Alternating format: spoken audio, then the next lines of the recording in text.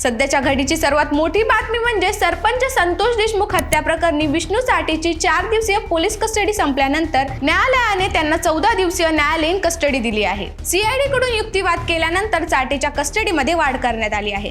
राज्यामध्ये सुरू असलेल्या राजकीय उठापळ आणि सामाजिक तणावाच्या मध्ये संतोष देशमुख यांच्या हत्येत वाल्मिक कराड सोबत विष्णू चाटे तेवढाच महत्त्वाचा मोहरा आहे। म्हणून सीआयडी, एसआयटी आणि पोलिसांना त्यांची कस्टडी ठेवणे खूप महत्त्वाचे आहे, कारण या सर्व आरोपींच्या बयानांपासून मुख्य आरोपीपर्यंत म्हणजेच आकापर्यंत पोहोचणे सोपे होईल। महाराष्ट्राच्या राजकारणात आताच्या घडीला सर्वात मोठे 2 शब्द म्हणजे आका आणि सुरेश धस यांच्याकडून देण्यात आलेला दुसरा शब्द म्हणजे मुन्नी। या 2 कॅरेक्टर मागे चेहरे कोण आणि या चेहऱ्यामागे प्रमुख अपराधी कोण? सर्व प्रकरणामुळे मंत्री धनंजय मुंडे यांचे तणाव दिवसेंदिवस वाढत आहे, तर दुसरीकडे राष्ट्रवादी शरद पवार गट यामध्ये एक वेगळीच लाट आली आहे। या सर्व गोष्टींचा आढावा आम्ही तुमच्यापर्यंत वेळोवेळी पोहोचवत आहोत, म्हणून सत्य पे सत्ता या YouTube चॅनलला सबस्क्राइब करायला विसरू नका।